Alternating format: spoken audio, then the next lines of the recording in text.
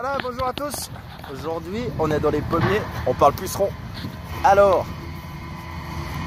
les pommiers, à ce stade, on est au stade A, B, C, D, E, E1, D, D, E1. Donc E, c'est quand on commence à voir le ballon. Là, il est un petit peu juste point de rose. Et c'est le moment où il faut commencer à bien regarder divers pucerons parce que on va arriver dans la phase critique pour tous les insecticides, simplement parce qu'on peut en faire zéro.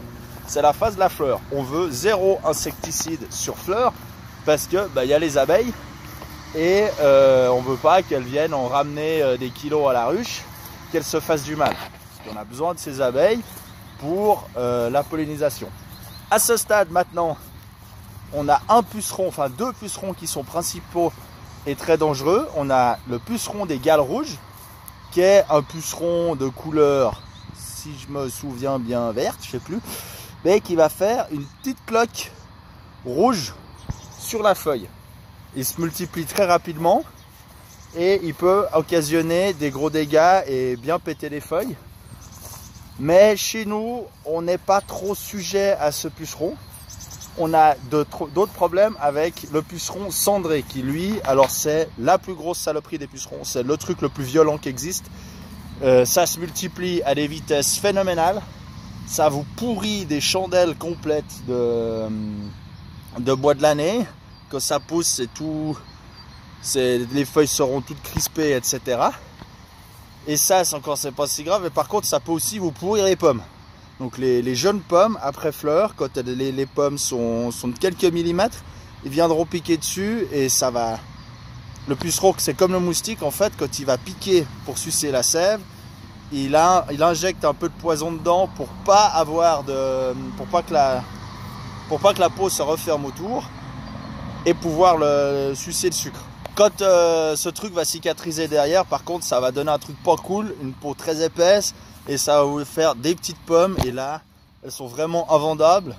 Et c'est pas juste qu'elles sont pas belles, c'est qu'elles sont deg. Donc c'est même pas une histoire de soyez indulgents s'il vous plaît, achetez-nous des frimages. Non, c'est juste, c'est pas bon.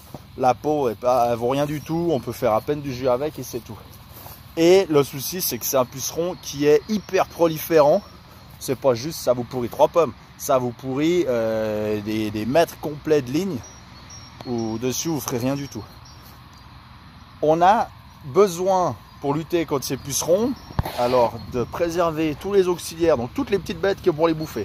Les coccinelles, les cirfes, des parasitoïdes, des petites guêpes qui viennent pondre leurs œufs dans les pucerons. Qu'est-ce qu'on peut avoir? On peut avoir des larves de chrysops aussi.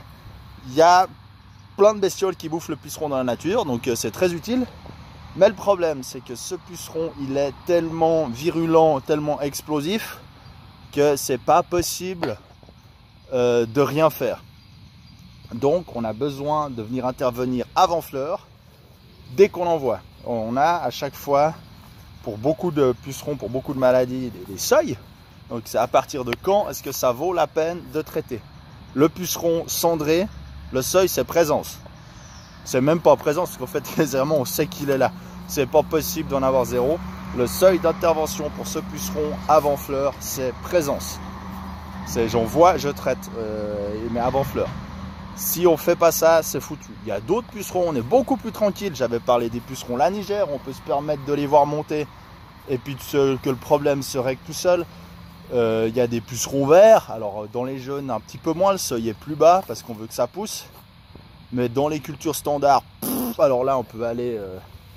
le seuil est beaucoup plus haut. Soit le puceron cendré, le seuil c'est présence. J'en vois, je traite, je dois faire quelque chose. Avant fleur. Ça va me flinguer les fondatrices, les toutes premières, qu'on commence à voir. J'en ai trouvé une tout à l'heure. Si je fouille un petit peu, on va voir. Hein, c'est les feuilles légèrement enroulées. Et là, on devrait voir quelque chose. Le produit qu'on va utiliser maintenant, il y a plusieurs insecticides qui existent. Là, on va utiliser un insecticide de synthèse parce que cet insecticide a le gros avantage d'être un apicide spécifique. Ça veut dire qu'il est mauvais que pour les pucerons. Il est très peu toxique pour les coccinelles, pour les cirfes, les chrysops et toutes ces petites bestioles qui viennent bouffer les pucerons. Donc on va pouvoir flinguer les premières fondatrices, se donner bien de la marge, arriver à quasi zéro, parce que ça marche jamais à 100%. Et nos petites bêtes, elles vont pouvoir venir bouffer le reste. Après fleur, on refera un contrôle. Et là, il faut suivre, est-ce qu'on retraite ou pas. C'est pas forcément toujours le cas qu'on ait besoin de traiter après fleur, mais avant, c'est toujours obligé. Maintenant, ce qu'on essaie de faire, c'est traiter suffisamment avant. L'avantage, c'est que c'est un produit qui va rentrer dans les feuilles, et une fois qu'il y est, il agit par ingestion. C'est-à-dire que le puceron va crever en mangeant le truc. Il ne sera pas traité dessus pour mourir. Donc aussi, ça fait que les abeilles, à moins qu'on leur traite sur la gueule, elles n'ont pas de problème. Et là, en plus, eh ben, c'est 10 h. Je suis en train de finir mon traitement. Le but, c'est de traiter quand il y a le moins possible d'abeilles. On pourrait le faire en pleine nuit, mais là, ce matin, il faisait très froid. De nouveau, il n'y a pas d'abeilles, ou quasi pas, il y en a une ou deux, mais il n'y a pas d'abeilles dans les vergers parce qu'il n'y a pas de fleurs, on le fait avant. Ensuite, c'est le seul moment où on aura besoin vraiment de se gaffer, parce que le reste du temps, les produits qu'on utilise sont pas ou extrêmement peu toxiques et toujours en contact direct. Le but, c'est de ne pas avoir des produits qui soient ramenés à la ruche et qui vont flinguer des ruches. Après, pour être rassurant, dans les faits, si on prend le verger de Lully, les ruches, elles sont en plein milieu du verger. Il n'y a jamais une ruche qui est morte en été ou au printemps à cause d'épandage de produits phytosanitaires. Donc c'est quand même qu'on fait du bon boulot. Alors, là je vous ai montré en gros très vite fait comment je contrôle, parce que je connais mes parcelles, je sais à peu près où c'est qu'il y a quoi.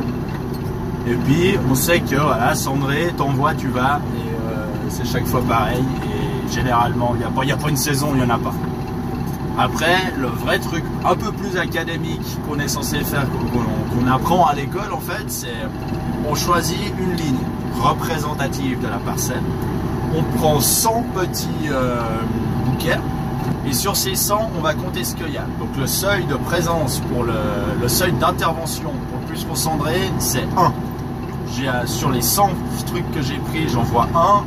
Ça veut dire qu'il faut faire quelque chose. C'est ce qu'on fait avant la fleur. C'est aussi le moment où on va pouvoir regarder différentes chenilles. Par exemple, on a le capoua, qui est une petite, qui est une tordeuse, donc une chenille de papillon de nuit, qui lui vient ronger. Au début, il bouffe les bourgeons et ensuite il vient nous faire il colle une feuille et il va ronger la pelure. Donc c'est la tordeuse de la pelure qu'on appelle sur les pommes. Alors ça, c'est un truc, on ne fait pas forcément le contrôle complet, on se base aussi beaucoup sur les dégâts de l'année passée et sur les parcelles qu'on sait qui sont problématiques. À Lully, je sais que je suis embêté avec cette chenille, et ça c'est toujours le cas. C'est marrant, c'est des endroits comme ça où il y a une population, il y a un truc autour qui fait qu'ils s'y plaisent bien, qu'ils arrivent peut-être à bien passer l'hiver. Donc je fais ça. Et là, lui, on va pouvoir le traiter avec un insecticide bio, donc un biopesticide. C'est un virus qui vient, quand il le mange, en fait, c'est ultra spécifique et ça va flinguer que ce truc-là. Ça, c'est génial parce que du coup, les abeilles, elles rigolent, il ne se passe rien du tout. Mais là, toutes les autres bestioles, il ne se passe rien du tout. Mais c'est un virus qui est ultra spécifique à cette espèce-là de champignons, donc de papillons. Donc ça va flinguer les chenilles.